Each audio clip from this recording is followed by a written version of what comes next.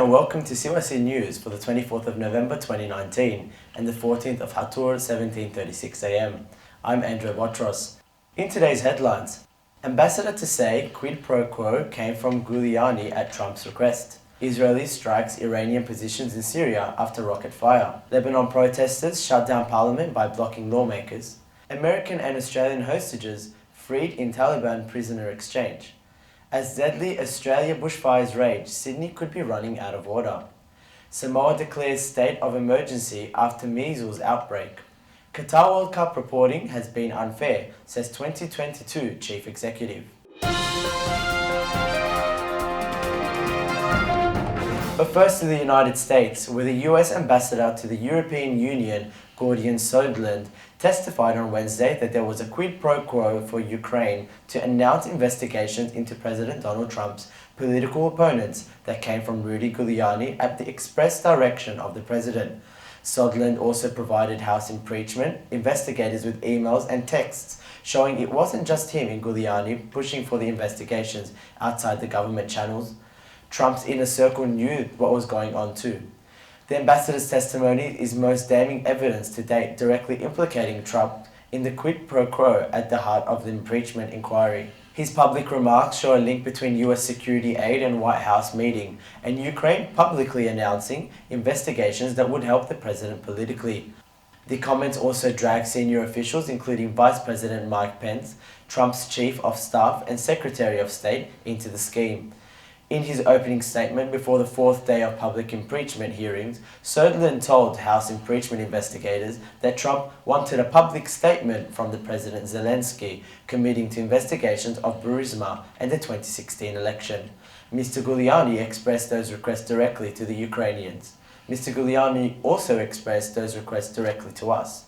We all understood that these prerequisites for the White House call and White House meeting reflected President Trump's desires and requirements. To Israel now, where a country hit dozens of Iranian and Syrian military targets in a series of raids in the early hours of Wednesday, in response to 4 rockets fired from Syrian territory into Israel.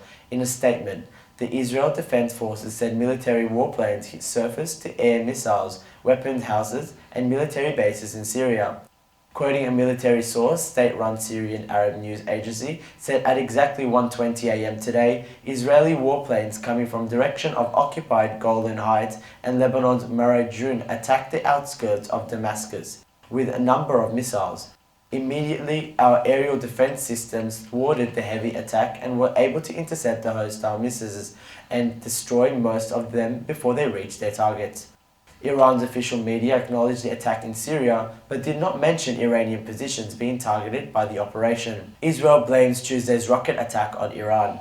The IDF statement said that provided further clear proof of the purpose of Iranian entrenchment in Syria, which threatens Israel's security, regional stability and Syrian regime.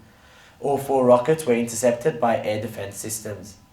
Over to Lebanon now, where the country's parliament has been postponed after demonstrators blocked roads and prevented politicians from arriving for a first session since protests erupted across the country last month. According to a statement by Adnan Adahe, the Secretary General of the House of Representatives, Tuesday's parliament session was delayed indefinitely in the light of the current extraordinary circumstances. This is the second time that demonstrators have forced the parliament to cancel a session since Prime Minister Saad Hariri announced his resignation at the end of October. Nationwide demonstrations have engulfed the country since October 17, with protesters demanding an end to government corruption. The parliament meeting was scheduled to discuss a general amnesty law, which several protest groups suspect could be exploited by the country's political elite to absolve themselves of financial crimes. Protesters have been filling the streets of Lebanon urban centers for around a month. Banks have been closed for almost all that period as the country's political and economic crisis have deepened. Earlier this month, the World Bank warned that the country's poverty rate could rise from about 33% to 50%, but protesters say they have little to lose, even if the protest movement has worsened the country's economic crisis. Samir Ayoub, a senior member of anti-establishment political party, Saba, said that the political elite are the ones who are afraid. They fear the money and the interest where they're not afraid of anything else. We are suffering already. The economic crisis is the making of the ruling class. Moving over to Afghanistan, and the Taliban has released 2 Western professors have been held hostage for the past 3 years. In the prisoner swap for 3 high-ranking militants, US citizen Kevin King and Australian citizen Timothy Weeks have forcibly removed from a vehicle while travelling in Kabul in August 2016. Their release was announced on Tuesday by the American University of Afghanistan, where both men were taught. The university said, "Our community shares the relief of the families of Kevin and Timothy, and I look forward to providing all the support we can to Kevin and Tim and their family. We wish to extend our gratitude to all the involved in the release of our colleagues." In a statement on Tuesday, the Taliban said Anas Haqqani, the brother of Haqqani Network deputy leader Sirajuddin Haqqan, the other senior commanders had been freed as part of the deal.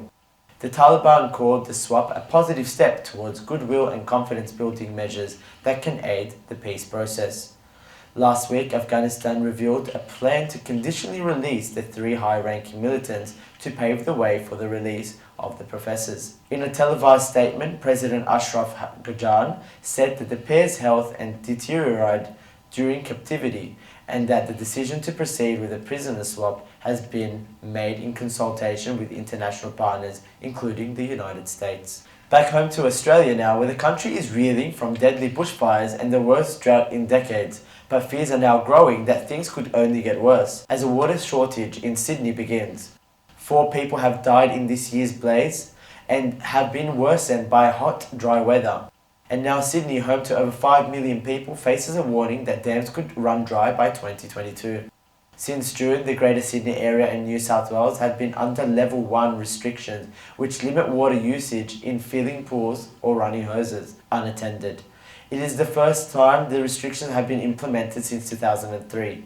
If dam levels drop just a few percentage points in Greater Sydney, residents could face even harder water restrictions. According to the New South Wales Water Authority, dams are currently at 46.6% capacity and are on track to hit 40%, which means Level 2 water restrictions could be imposed next February or March. Melinda Pavey, the state's water minister, said, "While the current rate of depletion, we could be in a tricky situation in a couple of years."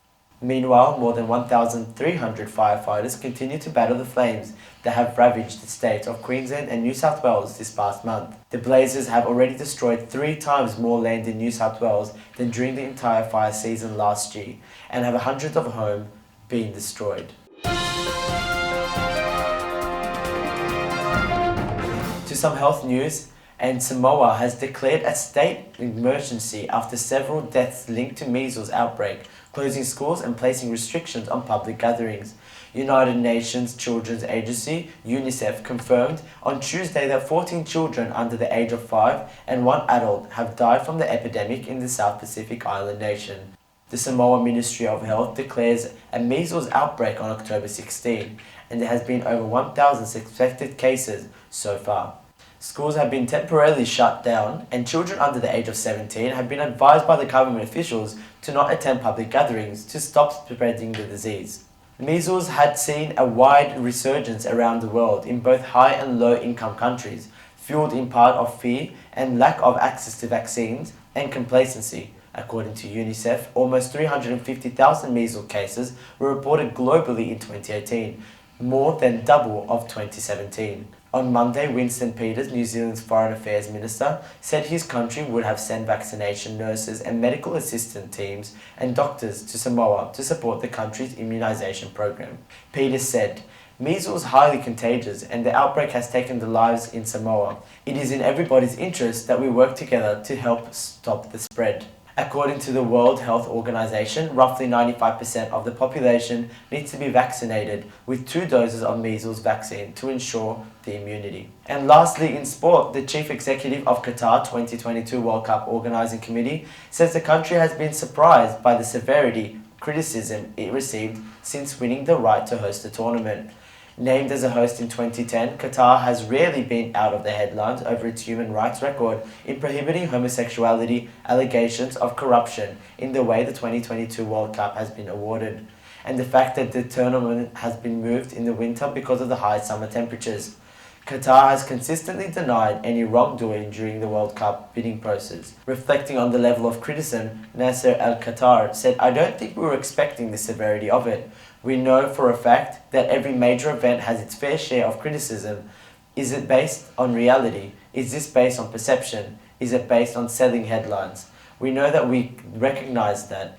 Was Qatar treated unfairly? Yes, in my opinion, very much so. I believe that Qatar has been judged by the court of perception very early on. And that is all for CYC News today. A reminder that you can watch this news bulletin again throughout the week on YouTube. I'm Andrew Botros from the CYC studios in Sydney in Australia. Have a good night and God bless you.